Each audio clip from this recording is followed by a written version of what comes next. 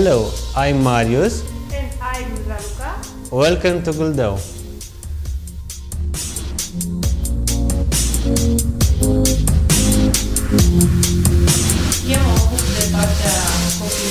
I'm in charge with the children's ministry. Aceasta este camera unde copiii vin. This is the room where children come. Aici facem lecții împreună. We used to do homework together. De la școală și biblice. From school and also Bible lessons. Facem jocuri. We do games. Întrebări despre viață. Questions about life. Teme foarte libere și conversații frumoase. Beautiful conversations. Și acum o să ne întâlnim separat în casele separate ca să facem lucruri. Now we will meet separately with people in their homes to do some cell groups. E un început mic, It's a small beginning, dar o să ajungem la o biserică. but we will get to have a church.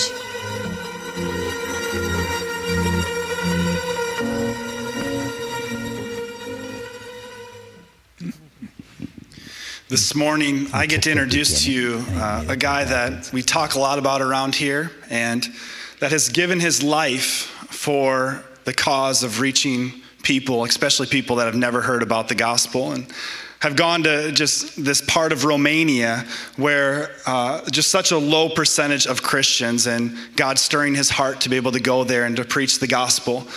And man, when I'm watching that video, I get chills because of being there in June. I realize the full impact that this couple has made by surrendering their lives to Jesus and to the cause of missions. And I'm just so honored to be able to have Brad and Nora Hayes here this morning to be able to share with you about all that has gone on in the ministry. And you guys, this is incredible what God is doing in Romania, and to be able to see the impact and lives changed and young kids raised up to be mighty men and mighty women of God and leaders in Romania to bring the gospel to a very unreached part of the world. It's powerful. You know, there's a quote in Brad's book, and his book is out on the floor and you guys can purchase that. But one of the quotes, it goes something like this. It's an Indian missionary who said, "I will go and go to the dark shafts or the dark mines of India, but somebody has to hold the ropes." And when I read that quote, I was just so struck by that. I said, that's what our job as CrossPointe. We are holding the ropes so that Brad and Nora and this team can go deeper into the mine shafts that are just, they're gold mine shafts of people that need to know about Jesus. And so I'm honored as a church to be able to have Brad and Nora here and to be able to have him share his heart here this morning. So would you guys just give a warm welcome for Brad Hayes.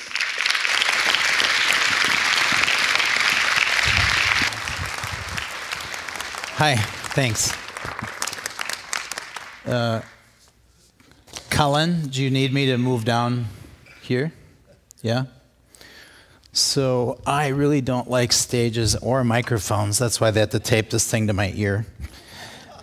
But I've been forbidden to move out of a 2-foot range away from here, this spot. So I always enjoy coming here. You can keep that. That's my gift. So, and did that clock start for me? Yes. At this time, and I have a lot of time for me to speak, because almost every message I give is through translation, and so I always have to calculate that, half in English, half in Romanian, half in other languages too, because I travel up to other countries. I was in Germany a couple weeks ago. That was really cool, speaking. But today, what I want to do is, first of all, thank you for holding the rope, like Pastor said here. And Pastor Kevin and I have become very good friends. I don't know if you know that, but I have such a strong respect and love for you. And we talk often on the phone. He's actually one of the pastors that I talk more with than anybody.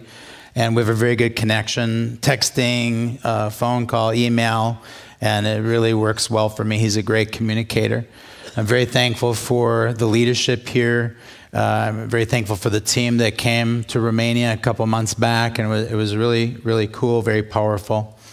It was a good thing. I want to talk today in such a way that helps you understand not just what we do, but more about why, or the heart of what we do in Romania. And so, unfortunately, I bought a brand new advancer the other day that didn't work for me last night. I don't know why. But so I'm going to have to use that word that every speaker dreads, next. That just kills me to say that, because I like to have that power thing, you know. But I did bring this. This is, and it even works on the screen. So, which is rare. But you see that? Isn't that a nice looking PowerPoint? But I love PowerPoints. I probably have more PowerPoints on my laptop than the sum total of all the PowerPoints of all of you. I love PowerPoints. I love lists. I love folders. But I don't think I'm supposed to focus so much on that stuff, okay?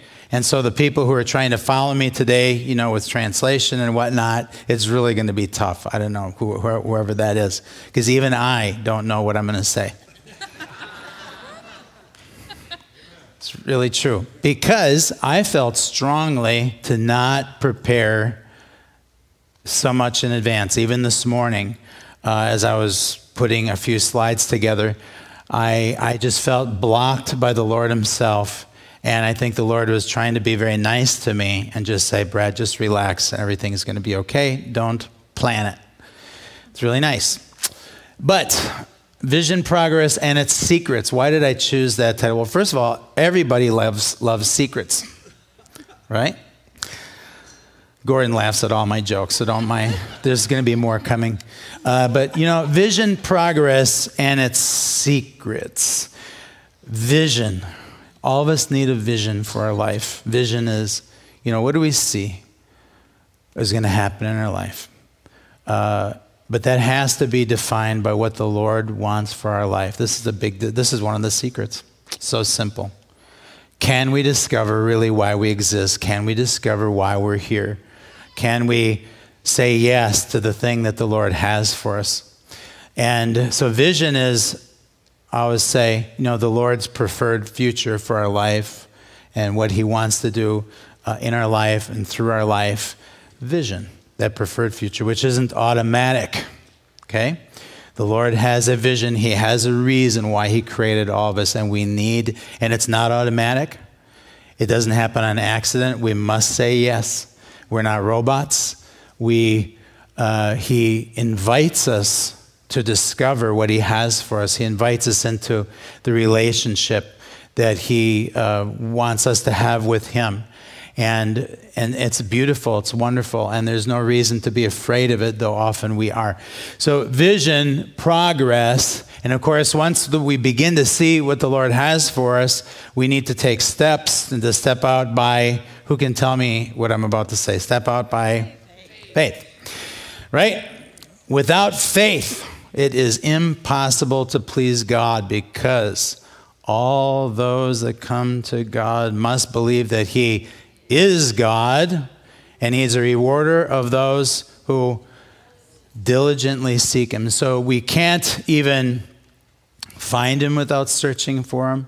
We can't discover the things that he has for us without looking for those things and really wanting those things. And so once we, you know, what's one of the secrets of stepping into that life that the Lord's had for us? We need to want it. And we're going to understand that there's things in this life that we might value a lot, we think are really important, but there's going to have to be a change. There's going to have to be an exchange of values, priorities, and there's going to be a lifestyle that maybe we really prefer, you know? And that's the decision that Nora and I had to make back in 2000, actually, when we decided to move to Romania as missionaries. It's hard to believe that we've been there now for 16 years, so we moved a year later in 2001. And I'm just so glad I said yes. But we looked at our life, we looked what we had, and we had a really good life, a wonderful life here in the States. But we were willing to say yes and to step out in the water and be willing to sink and we have. I mean, I was thinking about what you said with holding the rope. Kevin said about the rope, and sometimes that rope goes around your neck too, you know? I've had that happen a few times. But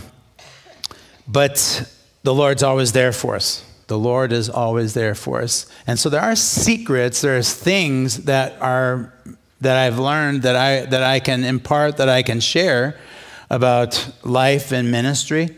And so I want to talk a little bit about that. Pastor Kevin asked me, he said that he had noticed something in the atmosphere of our team and in my life and the way I interact with our team, or very specifically the people on our team who would be closer to us, like my spiritual sons and daughters, who are many in many countries.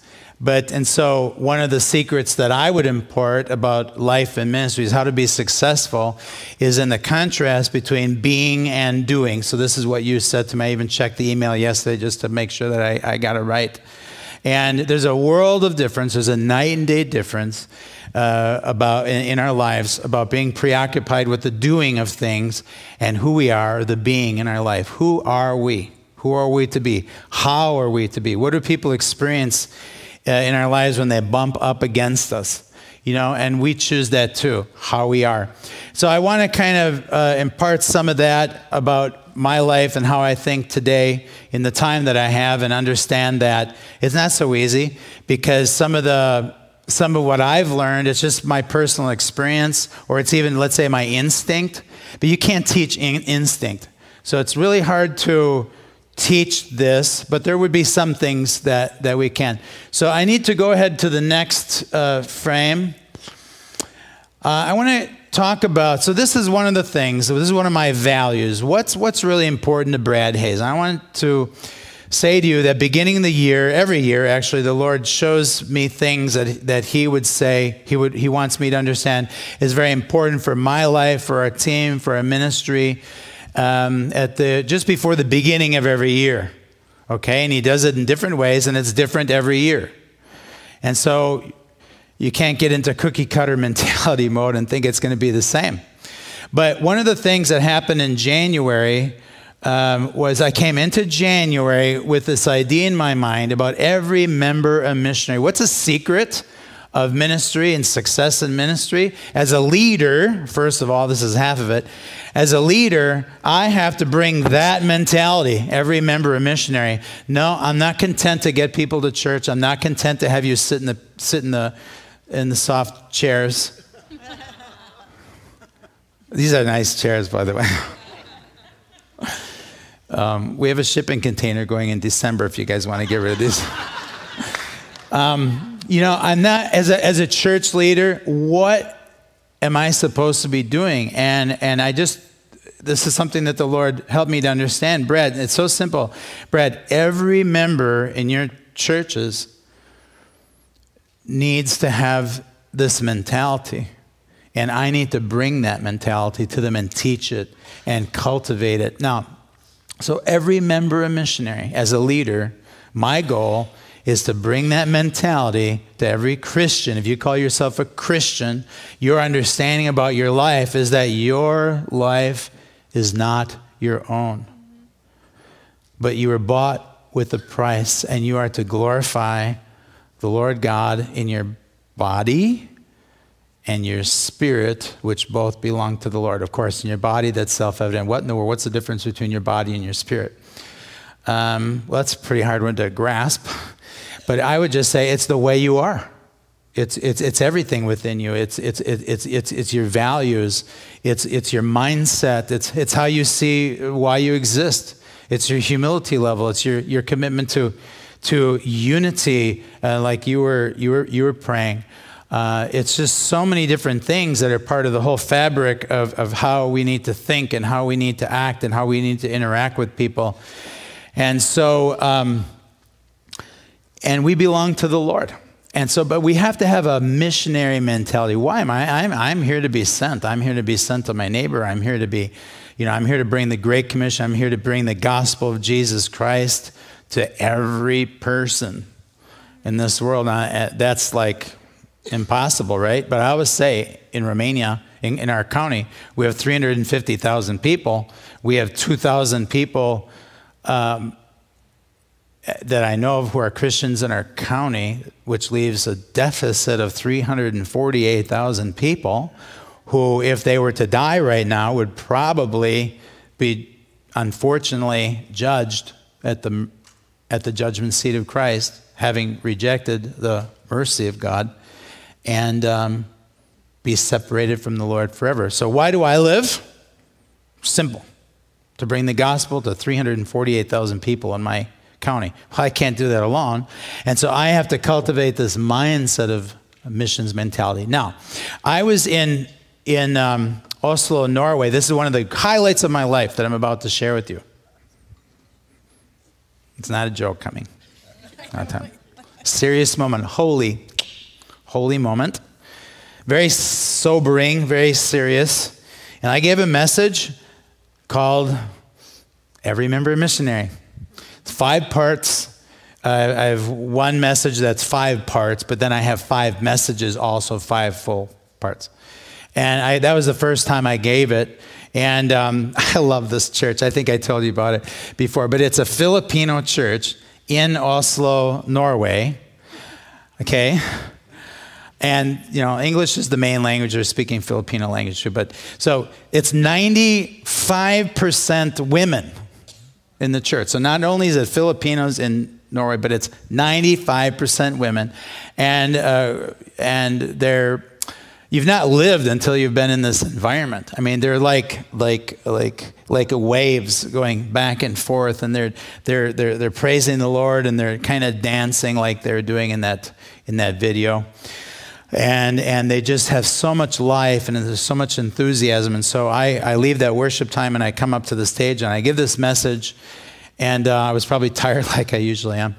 And I went back down, went to my backpack, and I put my message in my backpack. And so my back was to the front, kind of like this. And, you know, all of a sudden, the pastor gets up, and he's talking. I think it was in Filipino language, actually. And I turn around, and the whole front of the auditorium was filled with Filipinos. And I thought, wow, what's wrong with this picture? You know, is there that many Filipinos in this church that needed to receive Jesus as Lord? And I thought, well, that's possible, because there are a lot of new people in the church, and it's a constant flow of new people because of what they're doing there. And so I thought, like every good pastor would do, you know, I got to pray for people. And so I walked around to the front. I had to walk all the way around the end. And I came around in the front, and there are these people here. It was very, very quiet. They were very quiet. They had their heads down. And when I went to pray, kind of to put my hand on one of the persons, I just felt very strongly the presence of the Spirit of God. And I thought, something's wrong in my thinking here. What is this? And so then I went around again to somebody who had listened to the announcement, whatever it was. And I said, what's going on here? And she says, oh, I love the accent. Oh, pasta. Pasta bread. Pastor John asked anybody to come forward who wanted to give their life as an international missionary. And there was about 150 people that came forward. And I thought, oh my gosh, I love my life. Thank you, Lord. This is, as a missionary, I mean, whoever, you know, I didn't read anything like that in a book ever. And I'm thinking, this is the greatest thing. I love it. But that kind of set the tone for the year for our ministry. We knew from the beginning of the year that we needed to bring this thinking as leaders into the churches, into the members. And the members that we have in our churches, go ahead and put on the next slide, whoever that is who's advancing it. By the way, I mean, my book there on the left, it's translated in Romanian now. It's actually more people are interested in Romanian, and now also in Norwegian language. It'll probably be printed in January. But about 100 of these Filipinos, I said that I'd be, you know, giving them out at the back of the church, and 100 lined up to get my personal signature. I mean, my hand was like this. What in the world did I get myself into? You know? But it was a highlight of my life. Anyhow, next. One of the highlights of my life. This is our ministry map. You know, at the beginning of the year, we declared we want to start 5 new churches. So Guldo, we just saw a little bit of the video. That video that you watched just a little bit is part of a larger video that shows all the new locations. And so this is our county. That's where the 348,000 live who don't know the Lord, probably. And all those red dots, anything with red, are locations where we work. They're churches or ministries that have started, some of which you've never heard about, because the people in our team, the people in our churches are just reaching out with the missionary mindset, is that we have to reach these people. For example, right here, that little red dot, that second red dot there in Kirnoj. It's a couple who kind of grew up in our ministry, and they've matured, and they're reaching out from the Kirnoj church here with the yellow dot. The yellow dot means a community center idea. So from that yellow dot surrounded by red, they're reaching out into this other location. And so we never talk about it, but they have 40 kids weekly in their new ministry, and about maybe 20 adults. And really, it's another church plant, but we're not talking about it yet because we don't want to confuse people. So we're focusing more on talking about these dots: Guldo, Stefan Voda, Doi Moldovan, Kurkan, and Luika. Luika is probably the fastest growing one of all that. But this is why I live. I love my life, and I have such a good team. Next. So that's a 2016 OH team, and we just about a week ago we did this year's photo. Next, 2017 OH team. And so what we did is we brought the 5 church plant teams into the photo. We have other people on our team now, so that's volunteers, part-time paid, full-time paid. And our team is growing, and we had 15 people on our team who didn't get in the picture. So we're going to Photoshop their heads on the back row and that little corner on the right there. We're going to get a row of heads in that spot right there. Wouldn't that be cool? Like I said, I love my life. Yes? Well, good question. It was just Nora and I and our family. I mean, this is really a testament. What the Lord's doing is a testimony to our children going with us and wanting to go. And Nora, Nora, and especially Nora, I point to Nora. I had like 5% part in all this, but she had 95%. Investing in the kids about missions and teaching them about that it's an honor to give your life to go to the ends of the world. And so when the Lord called us in 2000, then they were in. They wanted that, and so it started with our children, and then if I had the lineup of teams, over the years, it started with just a few people, and we had a lot of lessons we had to learn from those early teams. But it's grown into what we have now, and we have one. Some of you were in the Vision Night meeting last night, and you heard from the Romanians, and we're just so rich. With one person after another, very dedicated to the Lord, and who have that missions mindset, and it's catching. So it's catching on, and the generals who are there, like Arel, right here, literally he's, our right hand man, our son-in-law Arel, and Niku back there. Making faces in the back row or something. And we have people like that who they're so dedicated to the Lord. They're generals in the kingdom of God. So that's our new team photo. Isn't it beautiful? Next, 5 new church plants, and the key to this is we're developing a 3-year, I accidentally cut out the 3 in there, a 3-year reproducible church plant model. So the point is to prepare, so the 5 teams that are going, and I wanted you to hear that, especially the people who were in the meeting last night, I never got to it. But the key to planting churches is in the sending of the people and preparing of the people, but not Western style. Okay, so Western style meaning I think we get a little bit overdosed with teaching, and that's the doing and the knowing. You have to know this and this and this and this. But we need to focus more on the being, who you are, how you are, what your thinking should be, what your values are, investing in them as they go. So the first year with all the teams, we have 5 teams, And they all look different. And I mean, you'd never pick them to plant churches, you know, like that guy's planting a church. No. Yes, because they want to do it and the Lord's called them to do it.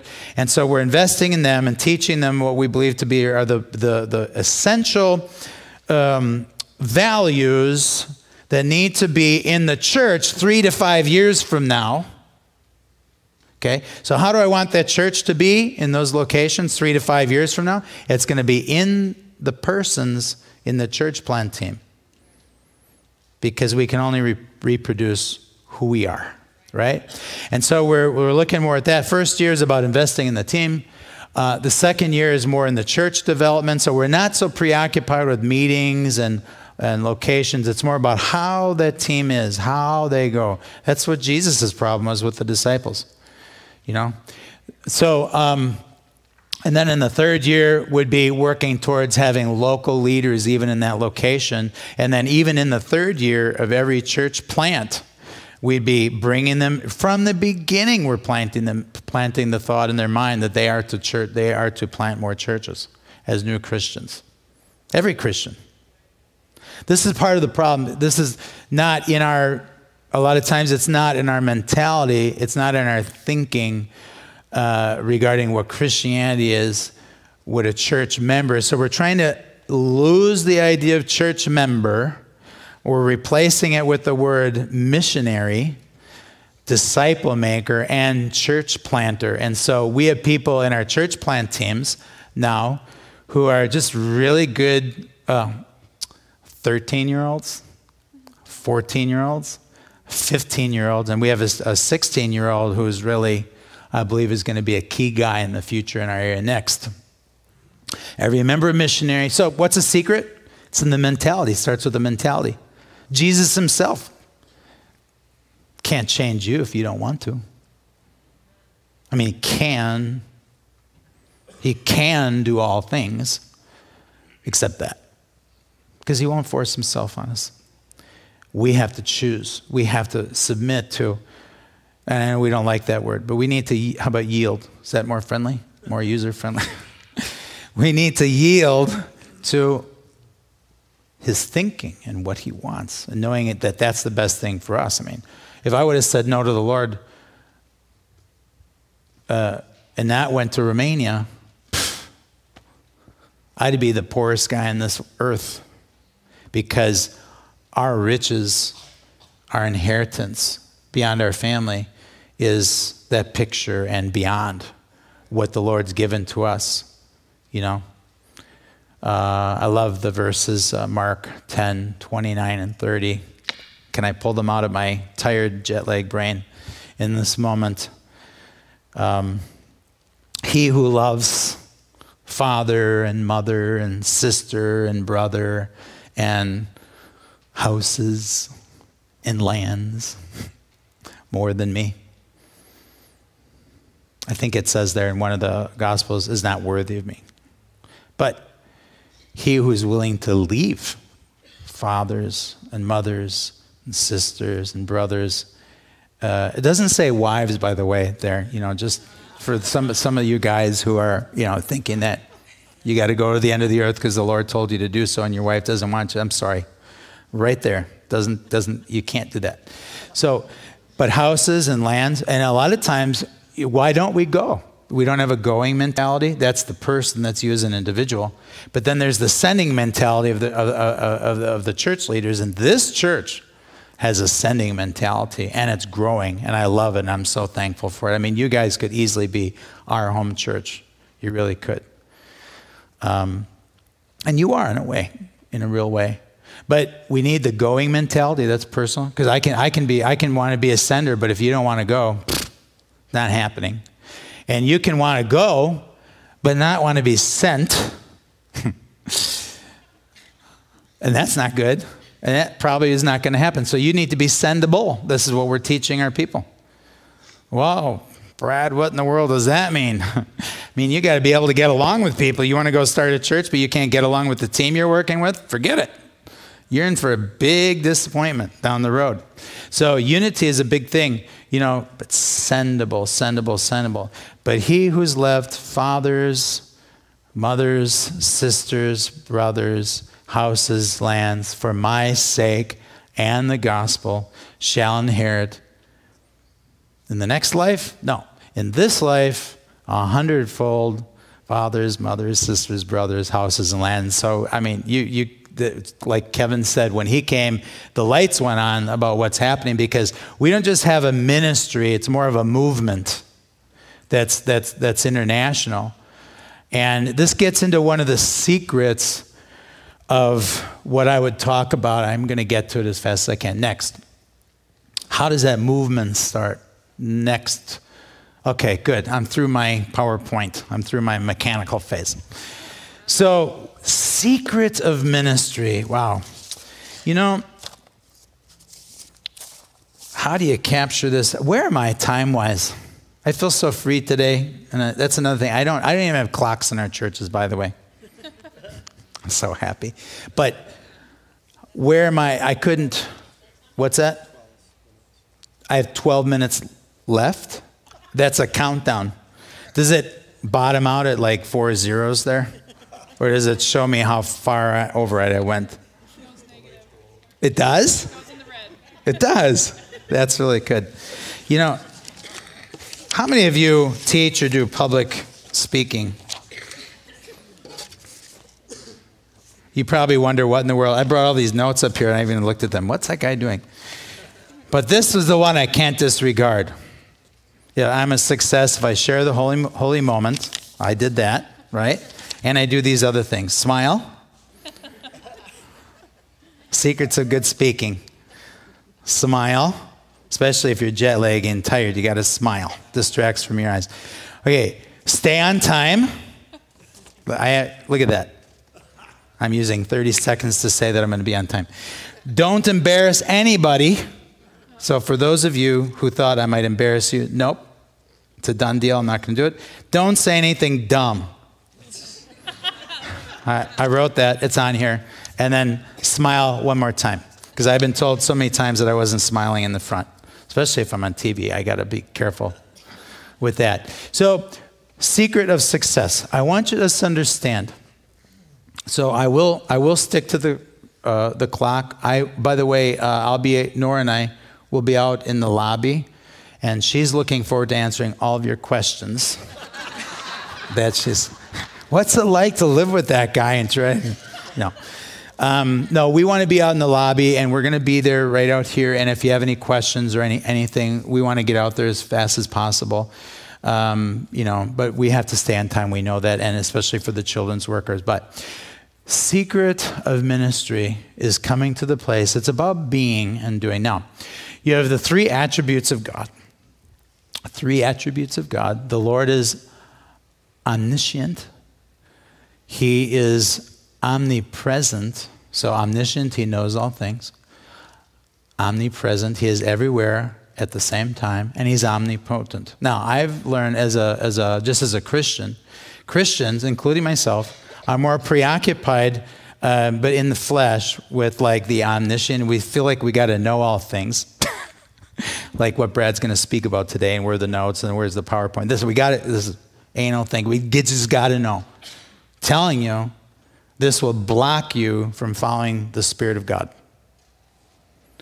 The preoccupation with doing, omnipotent, wanting the power, that will also block you from following the Lord. Okay, and omnipresence. In the flesh, it's that we're too busy. We think we have to be everywhere all at the same time. It's true. So we have to be focused. Now, the being is, what's more important about being and who we are, it's relaxing and resting in the fact that the Lord is with us. He is with us. He's omnipresent. No matter what happens, he loves us. He accepts us. He wants to forgive us. He wants to take us as we are. He's there. He sees. He knows everything. I love that. Relax. It's more important of who you are and being who you are and being the person that the Lord created you to be than what you do. I always say, is Jay Savignac here? You know, this is my thing. Where is he? Put that hand up. I see that hand out there. Okay. You know, he knows, and I say it, this is my spiel, that the Lord will always do things to us first, so he can do something that he wants in us. And then whatever he does in us will be much more effective as he does something through us. But we get preoccupied with the doing. What's the secret of doing things? What's the secret of the church plants? It's letting the Lord work, yielding to him, understanding him, and just relaxing and trusting in him. This sounds so simple, but this is the secret to ministry. This is the secret. It's yielding, calling out and asking the Lord and just yielding to him. Lord, would you just help me out and take my life and do what you want? Whether it's worship leading, preaching. The last couple of years, I have learned, this is tough for me because I'm the kind of guy who's got you can't believe all the messages that I have written out or, on computer and all that. And I'll do this and I'll prepare it. And then I'll just know that the Lord doesn't want me to use it. It's like, Brad, don't even think to use that thing. I don't like that. Okay, Lord, what do you want me to do? I'll show you in the moment. Oh, I hate that. But if he doesn't bring us to that point, how in the world are we ever going to learn to follow his leading anyhow? So with everything and in anything, we have to come to that place and more and more and more. It's not a one-time decision. It's a daily thing where we just come back to, Lord, would you just do this, please? Even with worship leading, as a worship leader, I actually began to learn this. It was during worship leading. I remember one service where I sang one song for 35 minutes. I felt led to do it. And I was so lost as a worship leader. I'm looking at the worship leader here. That I was so lost and so not connected to what everything was happening around me that there was another guitar player. And he was he started out here, but because somehow I got myself turned around, I actually backed him into the corner, okay? And I was in the corner, and he was with his guitar in the corner like this. And so when I opened my eyes from my lostness, I saw this guy what are you doing? You're leading. No, I was following. I was worshiping. I had entered into real worship. Nothing else mattered. Okay? And you can't do that. You can't get to that point without following.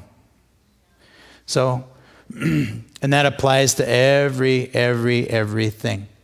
One of the secrets with ministry is also learning to put your faith in the Spirit of God and the power of the Spirit of God. And I've got a whole thing of, I thought I was going to get to it. I think in the next, how many of you here are in the next meeting? Because you already know that I didn't know what I was going to say, and so that applies to the next meeting too. So maybe we'll get into I have a list of 25 miracles that include, and healings and incredible things. Miracles, something only that the Lord can do, that I actually plan to share a few of those things with you. Maybe I'll just finish with that. Trusting in the Spirit of God. The Lord is there. The Lord wants to reveal himself. And what I'm saying to you is the secret of everything that we're doing in Romania, and what I'm learning, what we're learning, and what we're imparting, especially with the younger people. And so I've been teaching them a lot about, recently, about praying for the sick, praying for, trusting the Lord to do things, that unusual miracles, like it says in the book of Acts. I mean, unusual, just, was never seen or done before. Unusual. How much room are you leaving for the Lord to do unusual things in your life? As Americans, it's got to fit right here, you see. But the Lord maybe, He can do that, but He wants to lead us in a different way. Unusual things that apply in our everyday life. The Lord healed my the transmission on my Volkswagen van a couple years ago. Now, I never would have believed that. Unusual. But the Lord revealed Himself to me. And it was a broken transmission. We didn't have first gear. We were going to Germany. We went all the way to Germany without a first gear. It was welded shut, okay? The mechanic said, the only way this is going to work, I can get it out of gear. I pull it out of gear, but now it's broken. You're going to have to drive to Germany in second gear. So I drive all the way there, come back. Nora's my witness here. And come all the way back, and somebody dared to say to me, did you think to pray for it, that the Lord would heal your transmission? And I'm like, what? Okay. Lord, if you can do this before I get the new transmission, please help us. So the next day, I'm driving. I pulled up to a stop sign, and all of a sudden it went into first gear, and I thought, what in the world is that? And I pulled it down in a second. I put it into first, and we had first gear. Now that applies to your life. These signs shall follow those that believe. These signs shall follow them that believe. The signs, it's not limited in Mark 16 to having victory over the devil, having victory over the flesh, having victory over the body with healings and things like this. It's signs.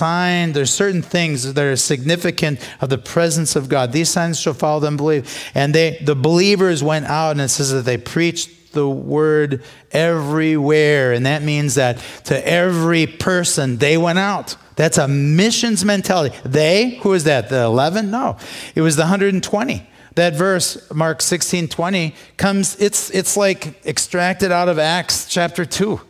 They went out and they preached everywhere to everybody, the Lord working with them. And if the Lord is working with us, what would our life and our ministry look like? We need to invite Him in and let Him work. Let Him do those unusual things. And He's so much more interested in us experiencing His presence and experiencing His power and the unique, unusual things that would only come because He's there with us. Secret, He is with us. Secret, He wants to do these things. But do we want Him to do those things? Praying for people. I'm going to finish with this. So I got 30 seconds. Can I have a deficit of 2 minutes?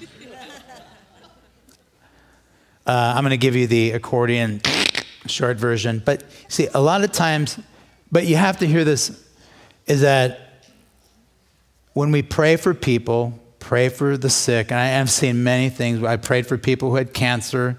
They were healed. But what you need to know, the inside secret, was that in all those, any case, any story, any testimony that I had, I felt very insufficient. I felt very intimidated.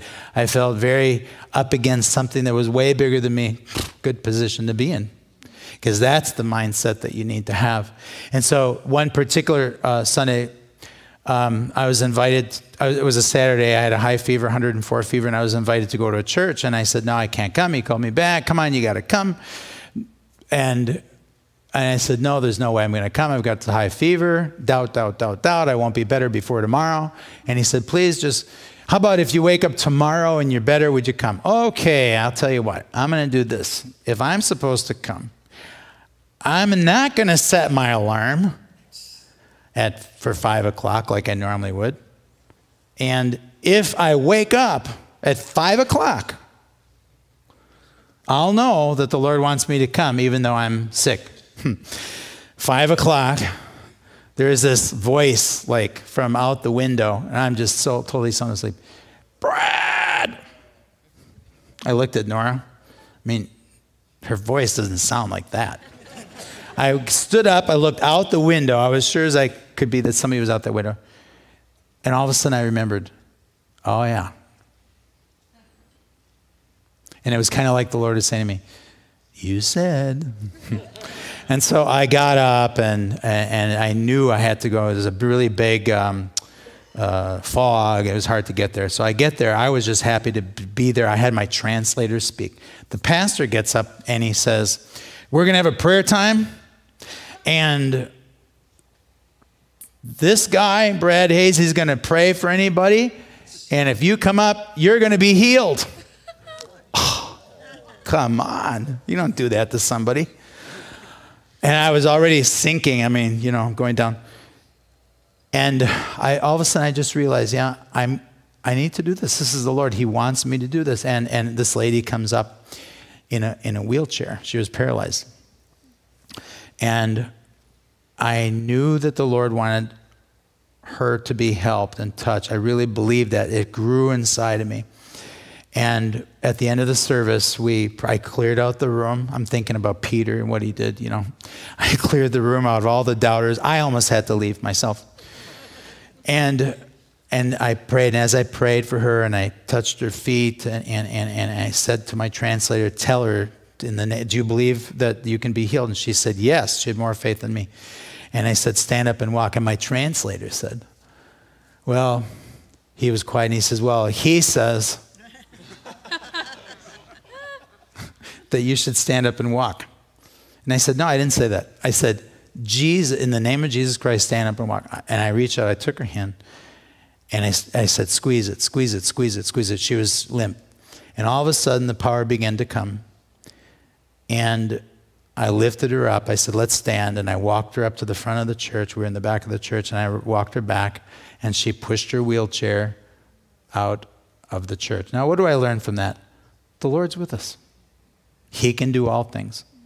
But without faith, it's impossible to please the Lord. We must believe that He's God, and He's a rewarder of those who diligently seek Him. Make place for Him in our life. I'm 3 minutes and a half deficit. I need to stop. So thank you, everybody. And come back to the second service, and we'll see you outside.